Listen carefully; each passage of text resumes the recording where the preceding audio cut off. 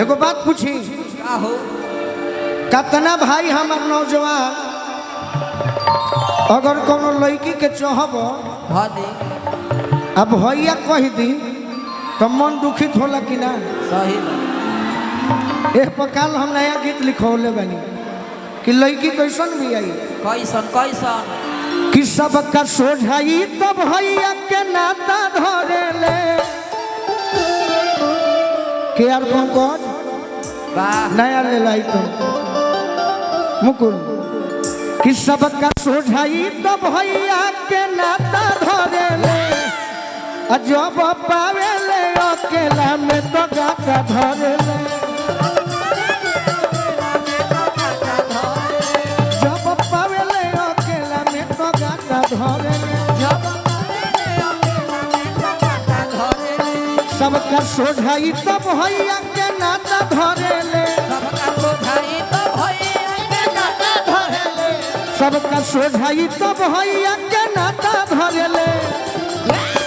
सबका सोझा भैया कहले हाँ दे जब पावे ले अकेला में तो गाता धरे ले जब पावे ले अकेला में तो गाता धरे ले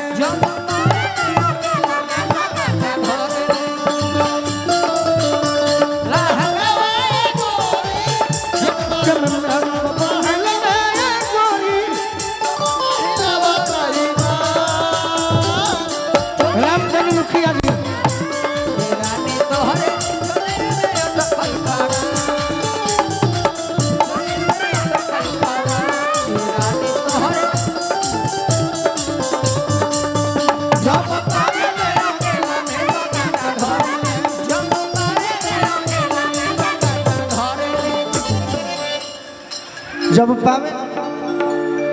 पावे ले मुकेश भैया है ना वो हेले मुकेश भैया हेलो। अभी तक जो व्यक्ति खाना नहीं खाए हैं तो भैया का आदेश आग्रह विनती है कि आप सभी खाना खा लें, इधर गाना का आनंद लें। कि देखला पल्ला के कतना सुधिया हो बेचारी ए बेचारी सब खेल खेल ही पकिया खिलाड़ी कि दिल्ली बॉम्बे कलकत्ता को बोटाटा धरे ले दिल्ली बॉम्बे कलकत्ता को बोटाटा धरे ले जब पावे ले अकेला जब पावे ले अकेला में तो गाता धरे ले जब पावे ले अकेला में तो गाता धरे ले जब पावे ले अकेला में तो गाता धरे ले जियो जिया है मनीषा जिया क्या बात है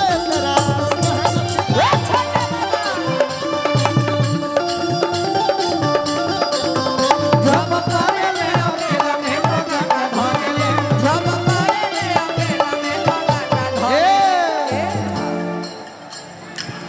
वाह वाह कि अपन डूबी पिए डूबिए के पानी पानी पानी कि अपन डूबी पिए डूबिए के पानी पानी हाँ हाँ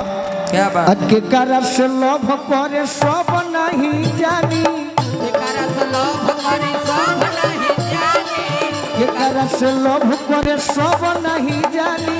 एकरा से लोभ करे सब नहीं जानी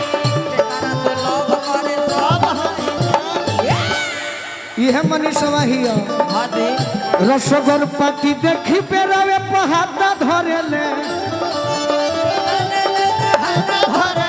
रसगोर पाटी देखी पेरावे पहाड़ा धरे ले जब पावे ले अकेला में तो गाता धरे ले जब पावे ले अकेला में तो गाता धरे ले जब पावे ले अकेला में तो गाता धरे ले जब पावे ले अकेला में तो गाता शंकर मुखिया जी के सुपुत्र बनी गुड्डू भैया आशीर्वाद दिले बनी क्या बात है कि जखमी जितेंद्र एक और हाला बाजार में जवार में अभी पगलाई गोलू रोजवे के प्यार में कि हमारे खातिर दुपट्टा में पराठा धरे ले कि छौड़ी पावेले